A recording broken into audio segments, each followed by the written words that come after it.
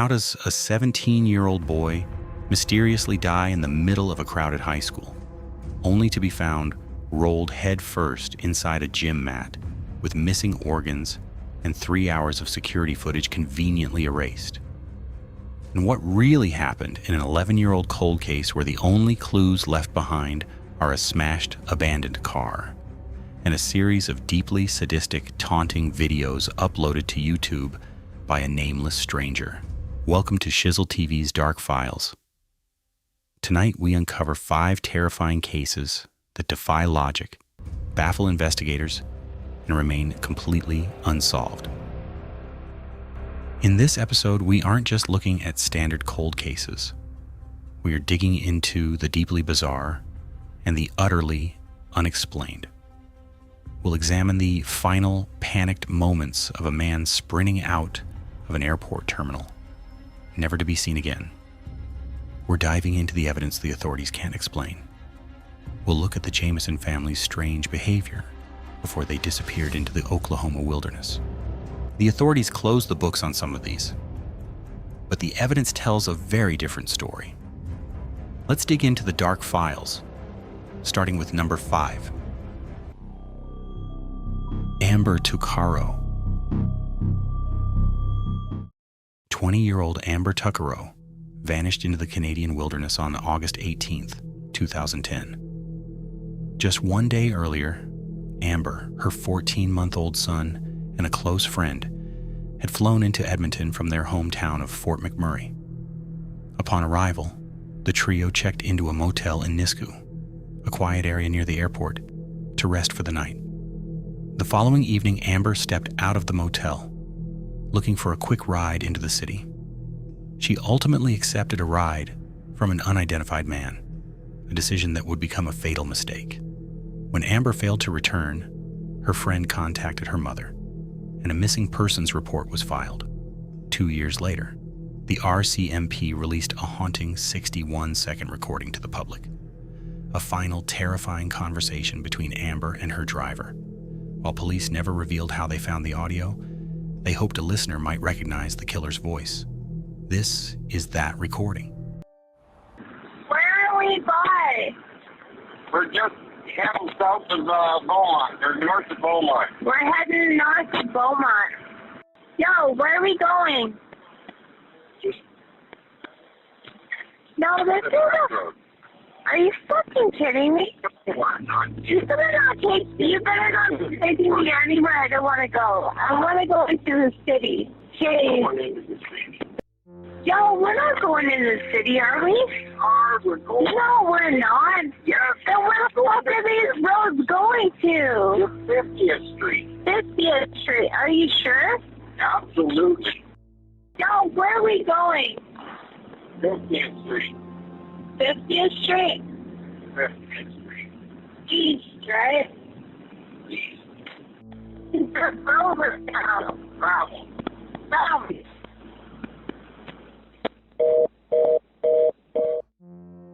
Just 4 days after that chilling audio went public, Amber's remains were discovered by horseback riders in a remote area of Leduc County.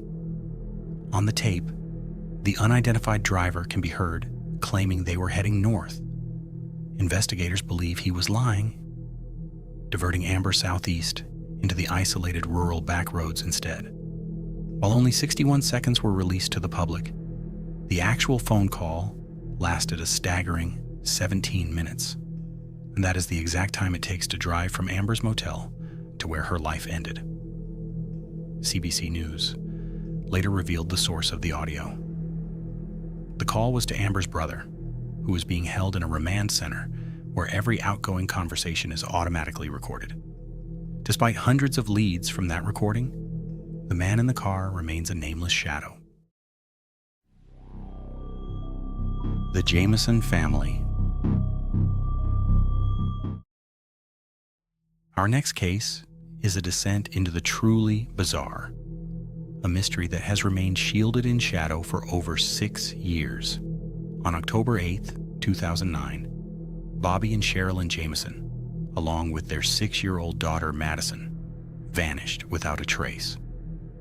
The family was looking for a fresh start, planning to leave their lakefront home behind for a life off the grid. That morning, they traveled 30 miles from Eufaula into the rugged Oklahoma wilderness, scouting a remote 40-acre plot of land.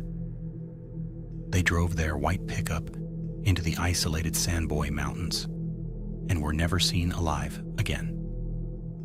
8 days later, a sheriff discovered their truck abandoned on a lonely stretch of road in Latimer County.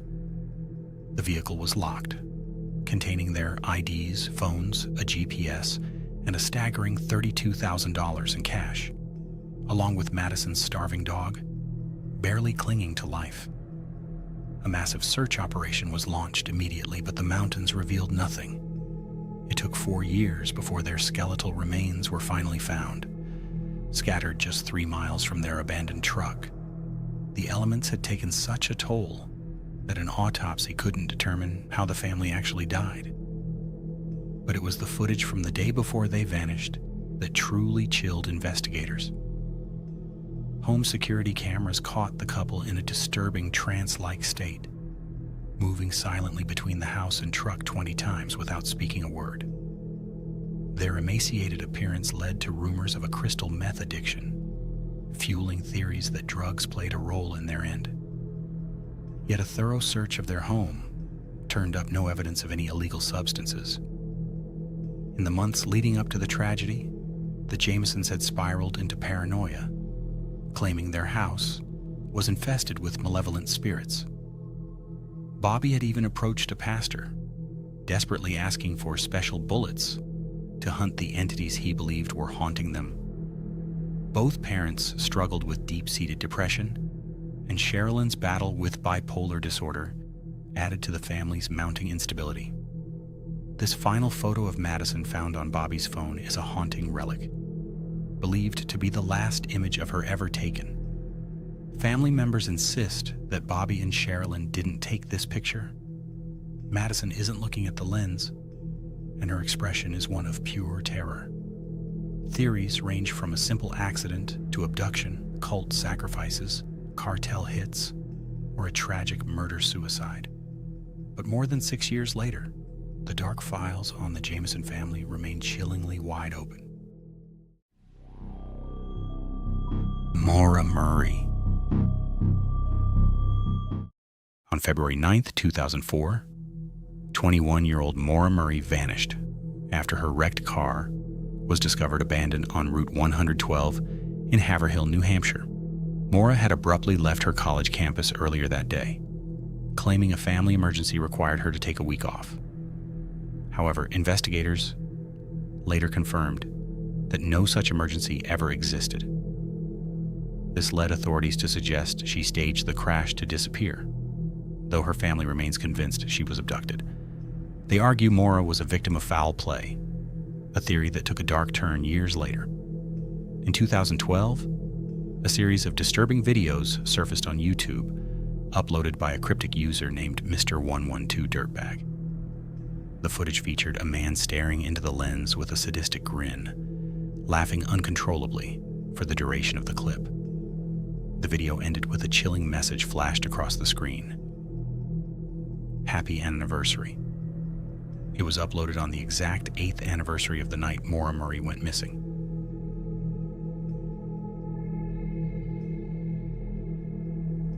The channel featured other unsettling clues, including a ski pass to a resort just 2 miles from the crash site, dated only 2 days after her disappearance.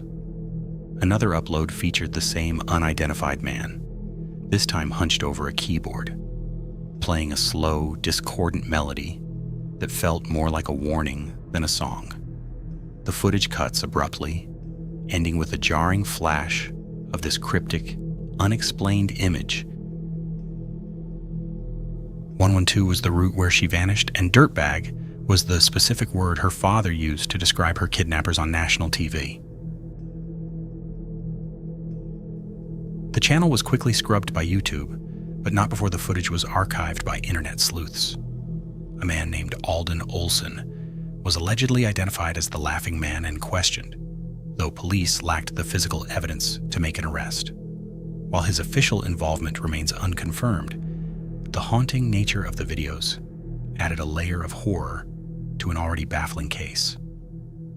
Whether Maura was running away from her life or into the hands of a predator, the truth remains buried. Nearly 12 years later, the search for Maura Murray continues. The dark files on Route 112 remain open, waiting for a break in the silence. This case remains one of the most debated mysteries in modern history. Kendrick Johnson. Case number 4 is arguably one of the most baffling and deeply disturbing mysteries on our list. He was found wedged headfirst deep inside a rolled-up wrestling mat in the middle of the school's gym. An initial autopsy was quickly performed to determine exactly how the teenager died. Investigators shockingly ruled it a freak accident, claiming he suffocated after getting stuck while trying to retrieve a dropped shoe. Refusing to believe this impossible story, Kendrick's grieving family hired an independent private pathologist for a second opinion. This second autopsy revealed a much darker truth, concluding that Kendrick actually died from non-accidental blunt force trauma.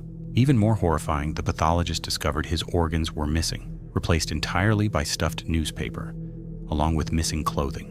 The Johnson family became absolutely certain that Kendrick was murdered, sparking allegations of a massive police cover-up. Following a court order in late 2013, 290 hours of school security footage was finally released to CNN, capturing Kendrick walking into the gym moments before his death. Suspiciously, over 3 crucial hours of that footage were completely missing. Physical evidence at the scene made no sense either. The opening of the rolled-up wrestling mat was barely 14.5 inches wide. Kendrick's shoulders measured 19 inches across. Physically, he simply could not fit. It was just one of many chilling details that defied all logic. Suspicion soon turned to 2 of his classmates, brothers Brian and Brandon Bell, who conveniently happened to be the sons of a local FBI agent. Shielded by their father's position, both boys flatly refused to be interviewed by police. Furthermore, it was revealed Kendrick had allegedly been in a physical fight with the younger brother earlier.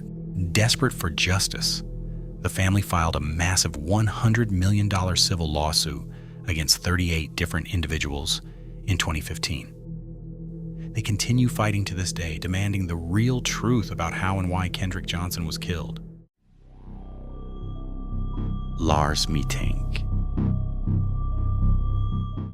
In 2014, 28-year-old German native Lars Mittank traveled to Bulgaria for a seemingly normal seaside holiday with his friends. But the trip took a dark turn when an altercation on the beach left Lars with a ruptured eardrum. A local doctor strictly advised him against flying due to the cabin pressure, prescribing him an antibiotic medication. Forced to stay behind in Bulgaria for further treatment, Lars convinced his friends to board their flight home without him. Now completely alone, he checked into a cheap hotel. That night, he called his mother in a state of absolute terror. He whispered that 4 unknown men were actively stalking him and frantically begged her to immediately freeze his credit cards. The following morning, Lars arrived at the airport and visited the terminal's resident doctor. But right in the middle of the consultation, he abruptly jumped to his feet, sprinted out the door, and abandoned all of his luggage. This chilling security footage captures his final panicked sprint before he vanished without a trace. His devastated family maintains he had absolutely zero history of mental illness and are desperate for answers. Many suspect his erratic behavior was triggered by an undiagnosed head injury from the beach fight, causing a sudden psychotic break. But despite massive international searches, the whereabouts of Lars Mittank remain a complete mystery. If you like the top 5 documentaries, leave a like to know you're still interested. Subscribe to Shizzle TV, hit the like, and ring the bell icon so we can notify you when the next documentary begins. Until next time, keep your eyes open